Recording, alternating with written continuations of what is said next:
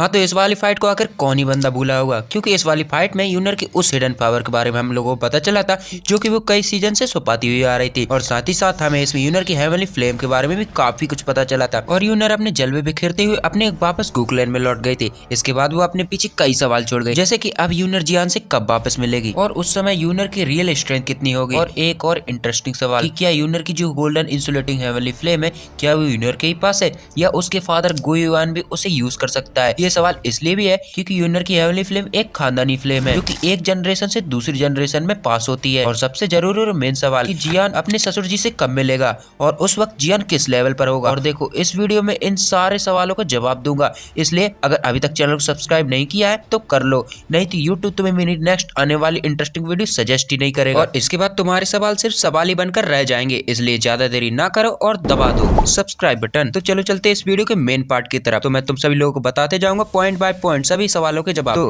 पहला सवाल है कि यूनर वापस अब जियान से कब मिलने वाली है। तो इसका जवाब जानने के लिए हमें चलना होगा मास्टर के फॉलोइंग स्टार पवेलियन में, क्योंकि इन सब चीजों की शुरुआत आखिरकार वहीं से हुई है जहां जियान बन चुका होता है एक 5 स्टार दोजन और उसने दोजन लेवल पर पहुंचने से पहले मास्टर यालो की आत्मा को भी इंसान बना दिया था। इसके बाद जियान एक दिन मास्टर से अपनी बंदियों के बारे में चर्चा कर रहा होता है। मास्टर उसे बताते हैं कि मेरे बच्चे, तुम्हारी बंदी के क्लैन से एक लेटर आया है, इसमें उन्होंने तुम्हें एक इवेंट में इनवाइट किया है। तो जियान बोलता है आखिर मेरी बंदी ने बुलाया है तो जाना तो पड़ेगा। इसके बाद जियान निकल जाता है अपनी डेंजरस बंदी के पास और जब जियान वहां पहुंचता है तो देखता है कि उसके स्वागत में लिंक्वान खड़ा है जो कि गु क्लैन का मेंबर है, जिसकी पावर भी दोजन लेवल पर थी। और वो जियान को देखते ही उसे अंदर जाने से रोकने लगता है क्योंकि उसे जियान से अपना पुराना हिसाब किताब क्लियर करना था। लेकिन जियान उसे मौका कहाँ देने वाला था, इसलिए अपना हीरो उसे गु क्लैन में ही अच्छा खासा पेल देता है, जिससे लिंक्वान को अपने भाई बहनों को याद करना पड़ता है। लेकिन लिंक्वान के भाई बहन भी जियान का कुछ घंटा नहीं उखाड़ पाते और इसके बाद लिंक्वान के भाई बहन कुछ और कांड कर पाते जियान के साथ। उससे पहले वहाँ यूनर एंट्री मार देती है और सभी को बोलती है अगर मेरे बंदे को किसी ने भी टच कर लिया ना तो कसम से बता रही हूँ यहीं पे पाव भाजी बना के खिला दूंगी।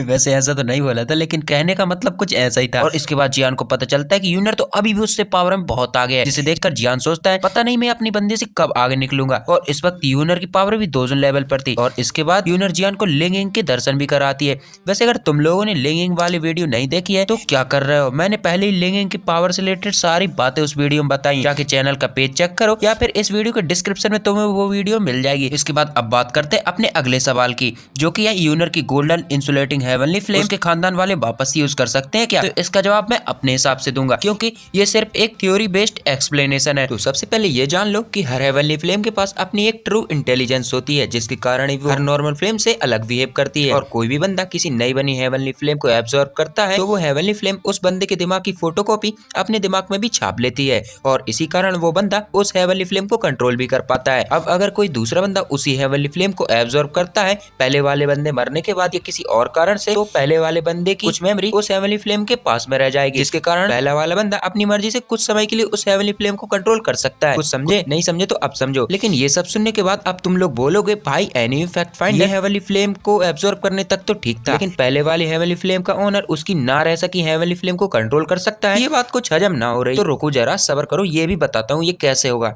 ये कैसे पॉसिबल है अब बताता हूँ। तो देखो, जब हमारा हीरो जियान हीरोपंती के चक्कर में दोबारा मैग्मा पूल में जाता है तब उसे वहाँ पर एक डेड बॉडी मिलती है, मतलब डेड बॉडी का स्केलेटन मिलता है और वहीं उसे एक बेबी फॉलन हार्ट फ्लेम भी मिलती है, जिसे देखकर जियान के दिमाग के तार टाइट हो जाते हैं और जियान उस बेबी फॉलन हार्ट फ्लेम के चक्कर में उसे लेने के लिए आगे बढ़ता है। तभी उसे टियानहू जुंजे की सोल मिलती है जो कि उसे रोक लेती है और जैसे ही टियानहू जुंजे अपीयर होते हैं वैसे ही जियान की बॉडी से भी फॉलन हार्ट फ्लेम बाहर आके उछल कूद करने लगती है, वो भी टियानहू जुंजे के सामने जो कि उसके पहले ओनर रह चुके हैं, और सीधे टियानहू जुंजे के पास वहाँ पर चली जाती है। इसका मतलब कोई हेवनली फ्लेम अपने पुराने मालिक को पूरी तरीके से नहीं भूलती जब तक कि फोर्सफुली उस हेवनली फ्लेम से उसके पुराने मालिक की मेमोरी को नहीं मिटा दिया जाता। तो अब कुछ समझ में आया, जरूरत पड़ने पर यूनर अपनी गोल्डन इंसुलेटिंग हेवनली फ्लेम अपने फादर को दे सकती है कुछ समय के लिए, क्योंकि वो उसके पहले ओनर रह चुके होंगे, तो उसे यूज कर लेना उनके लिए कोई बड़ी बात नहीं होगी। वैसे अब बात यूनर के फादर पर आ ही गई है तो क्यों ना खुलकर इस कैरेक्टर के बारे में बात कर ली जाए, और साथ में इसके बारे में भी बात करेंगे कि जियान अपने ससुर जी से कब इंट्रोड्यूस होने वाला है, मतलब जियान इस कैरेक्टर से कब मिलेगा और तब क्या कुछ होने वाला है, सब कुछ कवर करने वाला हूँ, लेकिन इस वीडियो में नहीं। अब अगर तुम लोगों को लगे कि फैक्ट फाइंडर ने तो स्पॉइलर में ही लटका के छोड़ दिया, तो उसका रीजन बेसिकली ये है कि मैं तुम लोगों का मजा इस वीडियो में खराब नहीं करना चाहता, इसलिए मैं पूरी वीडियो बनाऊं क्योंकि वो वीडियो बहुत ही लंबी होने वाली है, और अगर मैंने इस वीडियो में सारा कुछ बता दिया तो तुम लोगों का मजा खराब होने वाला है, सही बता रहा हूँ। इसलिए तुम लोगों के लिए यही सही रहेगा तुम लोग नेक्स्ट वीडियो के लिए ये टास्क कंप्लीट करो। तुम लोगों का इंटरेस्ट जानना था मुझे इस टॉपिक पर, तो देर किस बात की, अगर इस वीडियो में तुम लोग यहाँ तक बने हुए हैं, हाँ तो मैं समझ सकता हूँ कि तुम्हें इसमें काफी ज्यादा इंटरेस्ट है। इसलिए इस इंटरेस्ट को देखते हुए तो तुम लोग अगर इस वीडियो में 500 लाइक और 100 कमेंट कर देते हो तो वीडियो में तुम्हें उसी दिन प्रोवाइड करा दूंगा। और अगर तुम्हें ये टास्क ऑलरेडी कंप्लीट हुआ दिख रहा है तो तुम लोग इस वीडियो का डिस्क्रिप्शन चेक कर सकते हो, वहां पर लिंक दिया होगा नेक्स्ट पार्ट का। तो जल्दी से जल्दी कमेंट करो और लाइक करो इस वीडियो को। वीडियो पूरी तैयार है, बस तुम्हारे इंटरेस्ट के ऊपर है। कमेंट करो नेक्स्ट पार्ट गोएवान मीट सावयन। तो मैं मिलता हूँ गोएवान और जियान की मीटिंग कराते हुए नेक्स्ट पार्ट में। तब तक के लिए good bye and take care.